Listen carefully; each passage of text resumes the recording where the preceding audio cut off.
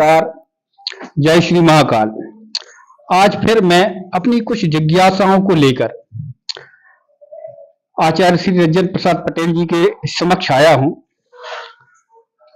मेरे मन में कुछ जिज्ञासाएं हैं कि आज के इस दौर में जो इलाज हो रहा है, महंगी महंगी दवाएं, महंगी महंगी जांचें और महंगे डॉक्टर, इस सब के बीच में कुछ पुरानी पद्धतियां भी थी जिसके संबंध में आज मैं आचार्य जी से चर्चा करना चाहता हूं कि एक्यूप्रेशर क्या है आखिर और इसकी क्या विशेषताएं और क्या लाभ हैं।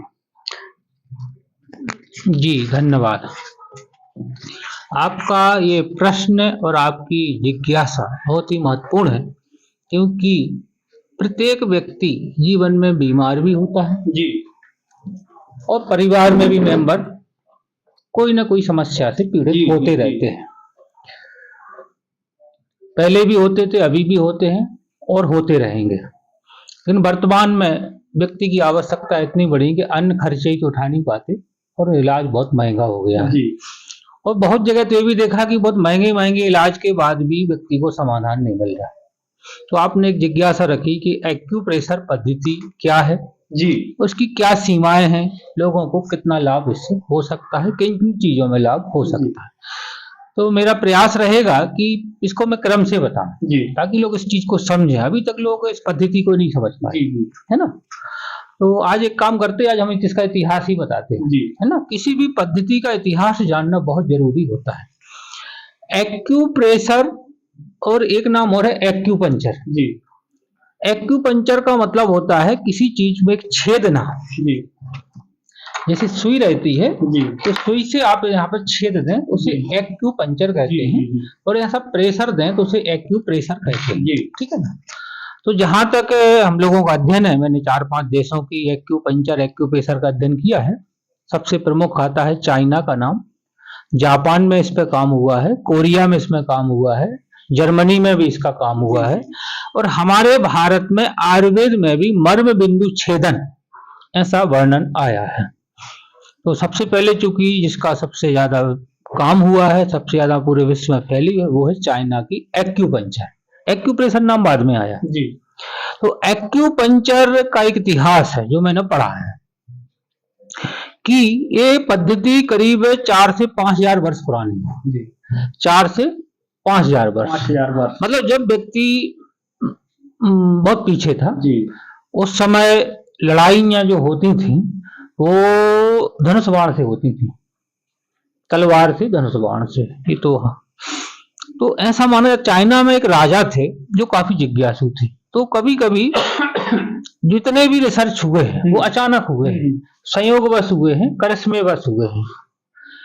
किसी को भी आप पढ़ लें तो उसी में एक एक्यूपंक्चर भी आता है। तो एक कहानी उसमें आती है कि एक बार युद्ध में कुछ सैनिकों को बाण लगे, तो बाण में क्या कोई घायल होते, तो वो घायल हो गए, ठीक भी हो गए, चोटें आती हैं। हाँ, घायल होते हैं, चोटें आती हैं। लेकिन उनको साथ अजीब सी घटना घटी कि वो बाण लगने के बाद ठीक हो गए, लेकिन उनका कमर दर्द ठीक हो गया, किसी का गर्दन दर्द ठीक हो गया, किसी का पेट दर्द ठीक हो गया। तो यह घटना उन सैनिकों ने अपने राजा को बताई। अच्छा, ये भी एक संयोग है, जब अच्छा होना है तो 2-3 अच्छे ही लोग मिलते हैं, नहीं तो कुछ राजा तो सुनते नहीं ऐसी बात है ना। लेकिन वो राजा भी जिज्ञासु थे उस समय के, बोले आपको बाण कहाँ लगा था और तो क्या ठीक हुआ। उन्होंने बताया कि मान लीजिए, उन्होंने बताया कि यहाँ पे मेरे को कूल्हे में बाण लगा, तो वो घाव भी ठीक हो गया, लेकिन उसके बाद मेरी कमर ठीक हो गई। तो उन्होंने देखा कि इसको प्रैक्टिकल किया जाए। अब राजा की बात उस समय जनता मानती थी, बिल्कुल मानती थी, क्या मानना पड़ती थी। उन्होंने सीधा बोल दिया किसी को कमर दर्द हो राज दरबार में उपस्थित हो। व्यक्ति उपस्थित हो गए, उन्होंने उठाया बाण और छेद दिया। अब राजा से कुछ बोल भी नहीं सकते। अच्छा, राजा को प्रैक्टिकल करना है, जनता राजा को मना नहीं कर सकती, है ना। उन्होंने दिया बाण और छेद दिया, जहां उस पहले वाले सैनिक को बाण लगने से उसी पर छेदा, उसको कमर दर्द ठीक हो गया। तो ये चलते चलते कई वर्षों में ऐसे उनको बहुत सारे बिंदु प्राप्त हुए। उनको बिंदु बोलते हैं अंग्रेजी में पॉइंट, और हम लोग बोलते हैं एक्यूप्रेशर बिंदु। तो ये बड़ी एक कहानी है, और ऐसी ही लगभग हर पद्धतियों का उन पर भी अपन चर्चा करेंगे। एलोपैथिक में भी ऐसा नहीं है, बहुत सी ऐसी करिश्मों से अचानक हुए। और तो एक्यूपंक्चर का इस प्रकार से, तो उस पर जब उन्होंने काम किया तो 365 के करीब एक्यूपंक्चर बिंदु इस शरीर में पाए जाते हैं। इनको एक्यूपंक्चर पॉइंट बोल सकते हैं या उपचार बिंदु, क्योंकि उन बिंदुओं को दबाने से उपचार होता है, ठीक है ना। तो उन बिंदुओं को कैसे देखा गया, कैसे फिर ड्रा किया पूरे शरीर पर, उसको समझा गया कि कैसे होते हैं। तो 365 बिंदु करीब होते हैं। दूसरी चीज, यदि आप इसको समझते हो, हमारे जब हम भूगोल पढ़ते हैं तो उसमें अक्षांश देशांश रेखाएं रहती हैं, है ना, उसी से देश की सीमा, राज्य की सीमा नापी जाती है। उसी प्रकार से चाइना में जो रिसर्च हुआ कि हम मनुष्य के शरीर में बहुत सारी लाइन होती हैं, है ना, नसें नहीं, नसें शब्द तो अपन बोल सकते हैं, समझने को बोल सकते हैं, लेकिन क्योंकि नस और जो आर्टरी और जो वेन होती है वो शरीर के अंदर होती है, लेकिन ये बिल्कुल स्किन पे होते हैं। तो उनका ऐसा मानना है कि शरीर के ऊपर ऐसी बहुत सारी लाइन है जिसपे से ऊर्जा घूमती रहती है। हाँ, एक ऊर्जा शब्द आ गया। ऊर्जा शब्द मैंने इसलिए प्रयोग किया है क्योंकि एक्यूप्रेशर में ऊर्जा का बड़ा महत्व है। ऊर्जा, शक्ति, एनर्जी, वाइटल फोर्स, ऐसे बहुत सारे इसके नाम हैं। तो एक्यूप्रेशर का प्रथम सिद्धांत यह है कि मनुष्य में एक ऊर्जा होती है। क्या होती है? ऊर्जा। वहां उसको ची बोलते हैं, अपने यहाँ ऊर्जा बोलते हैं, कहीं इसको वाइटल फोर्स बोलते हैं, अंग्रेजी में एनर्जी बोलते हैं, और अपना आध्यात्म में चले जाओ तो आत्मा बोलते हैं। क्या बोलते हैं? आत्मा। हाँ, तो इस पर उन्होंने थोड़ा अधिक विस्तार किया। अपने यहाँ से आत्मा पे बात होती तो आत्मा जब तक है तब तक व्यक्ति जिंदा, और आत्मा गई तो मिट्टी हो गया, मिट्टी हो गया। तो वो आत्मा को भी ऊर्जा बोलते हैं। बोले इस बॉडी में ऊर्जा है, तो ऊर्जा है जब तक वो जीवित है, लेकिन वह ऊर्जा घूमती रहती है पूरे शरीर में। उस ऊर्जा के सर्कुलेशन में या प्रवाह में कहीं भी रुकावट आ जाती है। जैसे अभी आपको खांसी आई, ये खांसी क्यों आई? खांसी गले में कुछ उसको अजीब सा लगता है, तो ऑटोमेटिक वो ऊर्जा रुकी तो खांसी आ गई। तो इसी प्रकार से हमारे शरीर में ऊर्जा घूमती रहती है, और उस ऊर्जा में कहीं भी रुकावट आ जाए तो व्यक्ति रोगी होता है। रोगी कई प्रकार के होते हैं, शारीरिक, मानसिक, पराभौतिक। पराभौतिक का भी वर्णन है हमारे इसमें।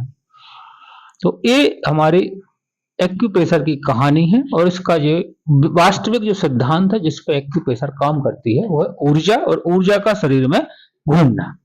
तो मान लीजिए आपको ये हाथ करिए, आप ये हाथ में दर्द है, तो दर्द आपको कहाँ है? यहाँ। लेकिन चाइना में ऐसा अध्ययन किया, पता चला कि इसका ऊर्जा पॉइंट ऐसा आया है, ये यहाँ उन्होंने सोचा यहाँ इसका गड़बड़ है, दर्द यहाँ है। जैसे पंखा आपका कहाँ लगा? यहाँ, लेकिन स्विच कहाँ है? वहां। कभी कोई पंखा यहाँ भी गड़बड़ हो सकता है, वहां भी हो सकता है, वहां भी हो। तो उन्होंने जहाँ पॉइंट है उसको दबाया या पंचर किया, और जैसी ऊर्जा का पॉइंट चालू हुआ ये ठीक हो गया, ऐसा उनका मानना है। तो ऊर्जा हुई। अच्छा, ऊर्जा को फिर उन्होंने 5 भागों में बांटा है। पांच तत्व, 5 तत्व, छित, जल, पावक, गगन, सम। हाँ, से ही शरीर बना है। हाँ, 5 तत्वों से प्रत्येक जीव बना है। लोग बोलते मनुष्य बना है, मनुष्य नहीं, सब जीव उसी से बना। हाँ, 5 तत्व हैं तो व्यक्ति सही है। 5 तत्व में अपने यहाँ जो बोला गया है, वायु, अग्नि, पृथ्वी, आकाश और जल। चाइना में थोड़ा सा अंतर है। वायु को लकड़ी बोला गया, वुड बोलते अंग्रेजी में, वुड। हमारे यहाँ जिसे अग्नि बोला गया वहां उसको अग्नि ही बोला, फायर बोला गया है, फायर। तीसरा तत्व हमारे यहाँ पृथ्वी तत्व है, वहां भी अर्थ एलिमेंट या पृथ्वी ही बोलते हैं। और जो चौथा है हमारे यहाँ आकाश तत्व बोला, वहां आकाश नहीं बोलते, मेटल बोलते, मेटल है ना, धातु। 5वां हमारे यहाँ जल है, तो वहां पर इसको वाटर ही बोला है, जल। तो 5 तत्व होते हैं। तो अभी अपन ने जो चर्चा की थी ऊर्जा तो जिंदा रहने के लिए चाहिए, जीवित रहे, लेकिन वह ऊर्जा कम ज्यादा हो, ज्यादा भी समस्या, मेंटेनेंस बनाने। यस, संतुलन ही स्वास्थ्य है, असंतुलन ही रोग है। ऊर्जा का पहले जीवित रहने के लिए ऊर्जा चाहिए, वह ऊर्जा संतुलित होना चाहिए। कैसी होना चाहिए? संतुलित। वो सुना ना अपने, अति सर्वत्र वर्जित। तो अति सर्वत्र भी वर्जित है, और कम से भी समस्या आती है। तो उस 5 तत्व भी बैलेंस रहे। तो इस प्रकार से जो सार आया कि एक्यूप्रेशर या एक्यूपंक्चर में पहली शर्त है कि पूरे शरीर में जो पॉइंट है 365 उनको खोजना पड़ता है, ठीक है ना। उनको खोजा, वो लाइन पे रहते हैं, कोई पॉइंट स्वतंत्र नहीं है। जैसे हाथ दिखाइए ये, तो इसमें यहाँ से एक लाइन आई है ऐसे, ऐसे यहाँ से आई है ऐसी लाइन, इसको लंग मेरिडियन बोलते हैं। फेफड़े मेरिडियन पे बात अपन कल करेंगे, लेकिन बताया कि एक लाइन होती है, इसको मेरिडियन नाम बोला गया है। इस पे ऐसी ऊर्जा घूमती है इस प्रकार से, है ना, और फिर वो वापस भी जाती है, उस पर रिटर्न होती है, उसका मेरिडियन का नाम बदल जाता है। इस पे बहुत सारे पॉइंट्स होते हैं। जैसे एक एग्जांपल बताते हैं आपको, यहाँ एक ऐसा हाथ करिए आप, यहाँ ये एक लंग 9 पॉइंट है जी, लंग 9 पॉइंट। लंग 9 पॉइंट को चाइना में कार्स रिवाइवर पॉइंट बोला गया। कार्स रिवाइवर का मतलब होता है मुर्दा को जिंदा करने वाला पॉइंट। तो खैर मैं उतनी ऊपर तो नहीं जाऊंगा, हाँ काफी महत्वपूर्ण है। और ऐसा माना गया कि वहाँ जो 2 डेथ होती हैं, एक पानी से डूबने वाली और एक सर्प से, तो वहाँ अभी भी रिसर्च होता है। और यहाँ पे सुई लगा के वो 24 घंटे रखते हैं, और वहाँ का एवरेज है कि 500 में एक जिंदा हो जाता है। क्या बात।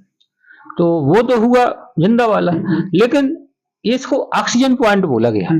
जब व्यक्ति को ऑक्सीजन की कमी पड़ती ना, हॉस्पिटल में पड़ती है, या एक और होती है, कुछ लोगों को सीढ़ी चढ़ने में दिक्कत होती है, किसी को हाथ नहीं लगता, पहाड़ पे चढ़ते हैं, तो उस समय इस पॉइंट को दबाते जाएं तो तुरंत लंग्स की कैपेसिटी बढ़ती है। ये बिल्कुल प्रैक्टिकल बात है, इसमें तो शंका करने की बात ही नहीं, ये मन अनुभव की चीजें हैं ये।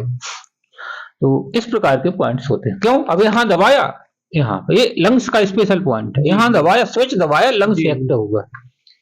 तो मतलब कोई व्यक्ति यदि इससे पीड़ित है, हाँ, तो यहाँ प्रैक्टिकल इससे कर सकता है, बिल्कुल कर सकता है।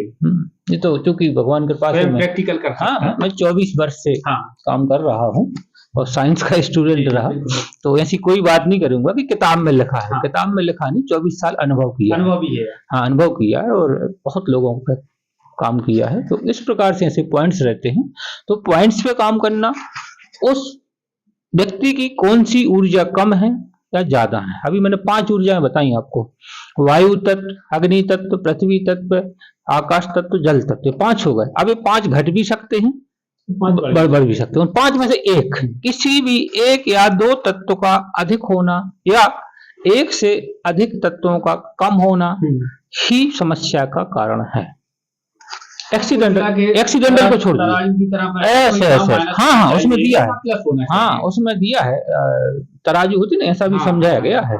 यदि एक कम होगा तो वो अपने आप, बिल्कुल भाई अग्नि तत्व बढ़ेगा। भाई किसी को यदि ठंड लग रही है, इसका मतलब गर्मी कम, और गर्मी लग रही तो ठंड बिल्कुल कम है, वो तो ऐसा ऐसा हो गई वो। तो इस प्रकार से हमारे एक्यूप्रेशर का सिद्धांत है। उसमें 5 तत्वों को, पहले 5 तत्वों को ये देखना पड़ता है कि व्यक्ति का कौन सा कम है, कौन सा ज्यादा है।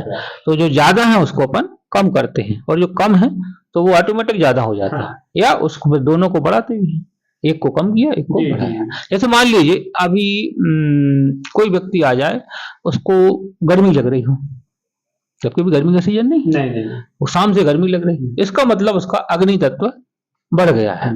तो उसको कुछ पॉइंट रहेंगे, उस अग्नि तत्व को कम करेंगे।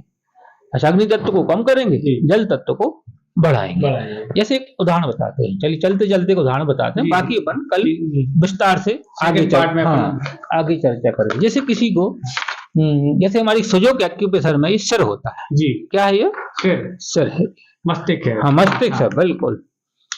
अब किसी को अचानक सर दर्द होने लगा गर्मी से जी, तो यहाँ हम लोग नीला रंग लगाएंगे। क्या लगाएंगे, नीला रंग। अच्छा, नीला रंग आप, हाँ ब्लू कलर लगाएंगे। और ब्लू कलर के लिए आपको कहीं नहीं जाना, स्केच पेन चाहे 2 रुपए का हो, 5 का हो, 20 का, कलर लगाया आपने, उसका अग्नि, देखो कि नीले रंग की जो तासीर है वो ठंडी है। तो व्यक्ति के लिए पेन हो सकता है, हमारे लिए हजारों की दवाई जी, बिल्कुल। हाँ, तो ये दिमाग पे जैसी लगा है, तो दिमाग जो है ना, हर पॉइंट के अलग अलग कलर भी निश्चित है, बिल्कुल। उस पॉइंट को कौन सी एनर्जी कम करना है, कौन सी देना है, एक कम करना है, कौन सी बढ़ाना है, यही तो एक्यूप्रेशर का सबसे महत्वपूर्ण सिद्धांत है, और यही उपचार का तरीका है। तो मुझे लगता कि आज अपन इसका एक इंट्रोडक्शन दिया जी, और कल से अपन ये भी समझाने का प्रयास करेंगे कि जो 12 मेरिडियन होते हैं शरीर में 12 मेरिडियन होते हैं।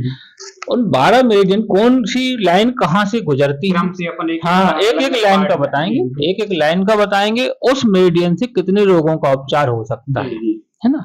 क्योंकि मैंने प्रथम में ही बोला था कि एक्यूप्रेशर में 3 प्रकार के रोगों का इलाज है, शारीरिक, मानसिक और एक आया है पराभौतिक।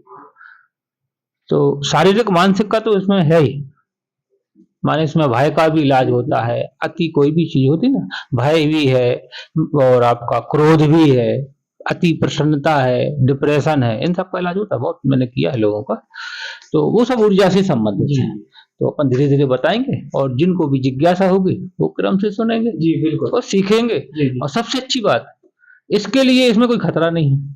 जैसे कि किसी को यदि अपन यहाँ से बता दो कि आपको ज्यादा डोज दे दो तो दिक्कत है, हाँ ऐसा नहीं, वो क्योंकि ये एक बैलेंस करेगी फिर रुक जाएगी, जी ऐसा रहता है। वो देसी दवाई की तरह है, हाँ हाँ, या तो फायदा होगा, फायदा नहीं होगा तो नुकसान नहीं गए, हाँ ये तो तय है इसमें। तो उसी चीज में रिस्क नहीं है। जैसे आप ऐसा नहीं कि आपने इंजेक्शन देख के किसी से सुना, आपने लेकर इंजेक्शन लगाने लगे, नहीं वो तो दैट इज वेरी डेंजरस।